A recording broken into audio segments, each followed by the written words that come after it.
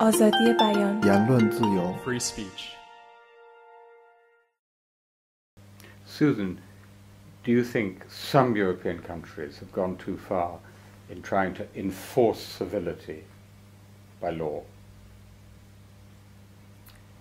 Yes, I must say I am an American-trained lawyer, but I also believe that our interpretation of the First Amendment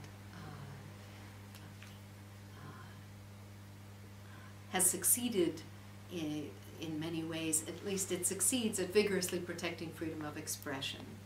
And in living with diversity? Yes, and in living with diversity reasonably well. I can't say that it always produces a very civil public discourse in the United States, and I certainly worry about that. But the question you asked is different. It seems to me that some European countries have gone a bit far in using law to silence certain kinds of speech. It's not clear to me that that has achieved the goals of maximally protecting freedom of expression while also producing civil public discourse. Although, of course, I'm not an expert on European law or policy. Wasn't there a big, I mean, the notion of a civil public discourse was certainly very much questioned when that, where was she? The congresswoman was attacked. Yes, when Jared Loughner shot Gabrielle Giffords, yes. Representative Giffords, and killed another 9 people, I think, and wounded a great many. Was that an example of dangerous speech in the United States?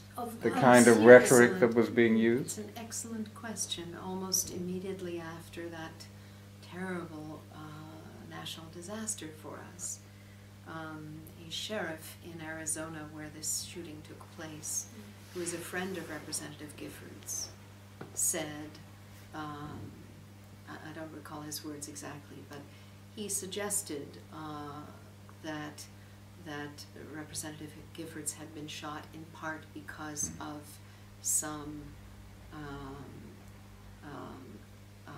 very sharp, if not also violent, discourse on the part of her political enemies.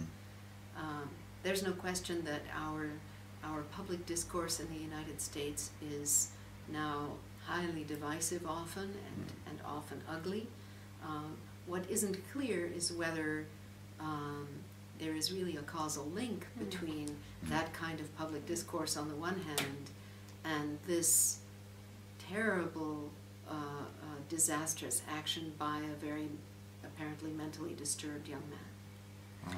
But the point I'm making, Timothy, that I do not think that the United States because of the First Amendment, stands as a model of civil public discourse at all. For me, most of the public discourse in the United States is highly shocking. The way some people are talking about President Obama, I found extraordinarily shocking. And it's way beyond what I will qualify as a civil discourse, for instance. So I don't think that I think there is a lot of good coming out of the First Amendment, but I certainly do not think that the First Amendment has anything to do with a so-called civil public discourse, because I don't think it is there in the current political context of the United States, if it has ever been there. I would agree that our First Amendment jurisprudence does not provide us with civility in public discourse in the United States, but that is also not its objective. No, it's not its objective. No.